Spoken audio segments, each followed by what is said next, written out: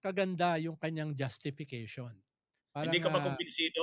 Hindi ka ba oo, kumbinsido, Nal? parang parang sinasabi niya mas mahalaga kasi yung ano yung pagkain na ibibigay natin sa mga mamamayan, et cetera, et cetera. Eh, lahat naman ng trapo, yun ang sinasabi, na lahat ng ginagawa nila ay para sa lahat ng mamamayan. 'Di ba? Gano'n naman yung sinasabi nila, eh. Ang kaibahan dito ay yung mga bumoto kay Kiko at saka kay Bam, ano ba yung inaasahan sa kanila? Inaasahan ba sila na iboboto ang isang senador na ang kanyang middle initial ay forthwith, 'no?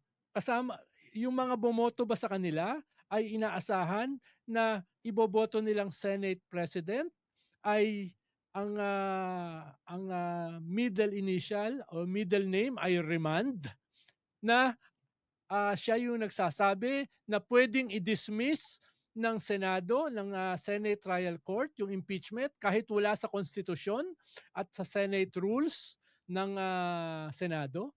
Yan ba yung kanilang iboboto na Senate President? No? Yan ba yung dahilan sa paglagay sa kanila sa Senado ng kanilang mga botante? 'Di ba? Gusto ba nilang makasama sa majority yung mga tipo ni Marcoleta na isa sa nagpasara ng ABS-CBN at sinasabi na there is no such thing as the West Philippine Sea? Gusto ba nilang makasama sa chairmanship itong mga Duterte senators, no? So, mas yun yung isang mahalagang konteksto rito. Ikalawa, yung nagdala sa kanila during the campaign, bago pa magsimula yung kampanya, si Senator Risa Hontiveros, na kung mapapanood mo, attorney, yung mga TikTok nila, yung kanilang mga ads, yung kanilang mga videos before the election, before the campaign period. Ano yung sinasabi ni Risa? Samahan niyo ko sa Senado. Samahan niyo ko sa Senado. Siyempre, hindi naman ibig sabihin ni Risa, samahan niyo ko sa Senado, pero sumama kayo dun sa mga kalaban ko. Sumama kayo sa majority. Samahan niyo ko bilang oposisyon. 'Di ba? Parang after nilang gamitin si Risa, after silang dalhin ni Risa, after sila ikinampanya ni Risa at nanalo na sila, bigla na lang nilang iiwanan si Risa dahil mas gusto nila yung chairmanship na ino-offer ni Cheese Escudero na malinaw naman iba yung politika sa kanila, 'di ba? Iba yung politika sa mga bumoto sa kanila, 'no? Hmm. Yun yung Actually, ikalawang bagay dito. Tsaka panghuli ay ah, merong bagong inanak itong midterm election, 'di ba? Kahit wala sila sa survey, pumasok sila number 2, number 5. Yung iba mga nanalo kahit wala sa survey. Bakit? Dahil naniniwala yung mga botante na ito yung bagong uri ng politika na lalaban sa 2028. Hindi ito sasama do sa lumang uri ng politika na cynical transactions, cynical quid pro quo, cynical horse trading. 'Di ba? Ibig sabihin, ito yung inaasahan nila na ha-harness nitong bagong ethos, nitong bagong momentum going into 2028. Ito bang gagawin nila? Makakatulong ba yun para dyan? Yun yung issue hmm, rito, attorney. oo. Hmm. Actually, yun din yung point ko na nang diniscuss ko 'tong issue na ito. Sabi ko, ang problema kasi dito sa pagsama nila Senator Kiko at Bam sa majority, yung majority na sasamahan nila nakakasuka. Imaginein mo yung Tama, majority na ang kasama sa majority pro Duterte. Sila tama. Marcoleta, sila Mm. Padilla, sila Bongo, si Bato. Yung sinabi ko sa iyo na last ano natin na 7, yun ang Mm. pinagmamalaki ni Bato, 7 daw sila eh. Mm. Si Marcoleta, si Padilla, si Bongo, si Bato, si Aimee, si Mark Villar at si Yan, Camille. yan ang Oh, mga kasama nila. Yung oh, Cayetano tapos brothers, yung Villar oh, brothers, yan. oh, 'Di ba? tapos si Chis Escudero na sinusuka ng mamamayan dahil sa Lahat. kanyang ano eh. Mm. Yan.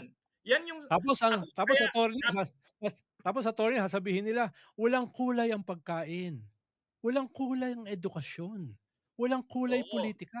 Hindi sila Kaya daw nilang namimili ng i-set aside kulay. ang partisan politics.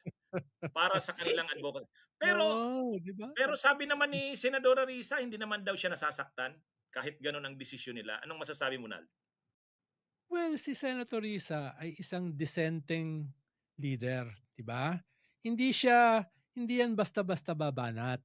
'Di ba bibigyan, yun yung pero alam mo masama ang kanyang loob. 'Di ba listening to to her interviews, alam mo masama ang kanyang loob. Pero disente yan eh.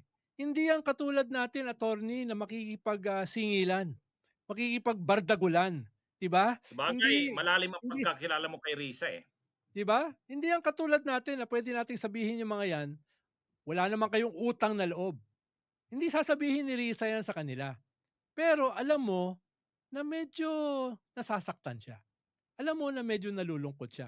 Hindi ko siya isa-second guess, Ibig sabihin, siya yung bahala sa kanyang nararamdaman. Pero from our vantage point, no? Alam mo naman na iba siya sa atin eh. 'Di ba? Tayo pag may umaway sa atin, aawayin natin. 'Di ba? Todo, 'di ba? Kung merong mag-traitor sa atin o kung merong maglaglag sa atin, aawayin natin. 'Di ba? Yun yung personality natin eh. Oo. Kaya lang, Nal, mayroong twist yang ano na yan. Mayroong pumapasok na issue diyan sa issue ni Kiko, ni Bam, ni Risa. O dito nga sa live sa talakayan natin ngayon may sumisingit. Dinadala nila ito sa issue ni Lenny. Dinadala sa issue ni Lenny. Oh, sabi nitong isang Argo, Sabi nitong Argo, ano daw si Risa daw kasi ambisyusa, talo kay Lenny. O bakit na i-involve dito si Lenny? Gusto lang daw kasing makuha ni Lenny ang mga butante, ay ni Risa, ang mga butante ni Lenny, yung Pinklawan. Sabi nitong Argo, nagko-comment ngayon, bakit napapasok itong Lenny sa issue na to? Ayoko na nga sanang patulan yan dahil tahimik lang naman si Lenny. Tingin ko, hindi issue ni Lenny yan Dahil si Lenny mismo, kung maalala mo, attorney, noong 2022 after ng election, siya mismo nagbigay ng baton ng leadership kay Risa. Diba? Sabi niya, si Risa na yung leader nitong Pink. Kaya nga si Risa yung nag-scale up para maging campaign manager ng midterm election ng mga Pink. Diba? Kaya hindi ko na masyadong naiintindihan yan. Parang na lang yan pang-iintriga. Ang sinabi lang naman ni Risa ay open siya sa 2028. Kung halimbawa si Lenny gusto pang tumakbo sa 2028, tingin ko hindi naman ipagpili-pilitan ni Risa yung sarili niya. Kaya lang naman niya sinabi yan dahil si Lenny na mismo nagpasa sa kanya ng baton ng leadership noong 2022. Nung siya ay natalo. At ngayon, nung siya ay nagdesisyon na tumakbo as mayor ng Naga.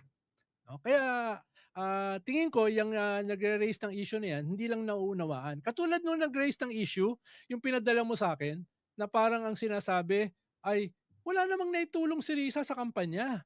No? Hindi naman siya ang nag-negotiate sa mga LGUs. No? Hindi naman siya ang humawak ng kampanya, etc. etc. Diba? Actually, hindi naman kinikis-kis ni Risa yan Tayo lang naman na nagsasabi nung role ni Risa No? Diyan sa kampanya na yan. Na nakita naman natin doon sa mga video na pinost kasama si Bam, si Kiko, at saka nung panahon na yon kasama pa si Chel.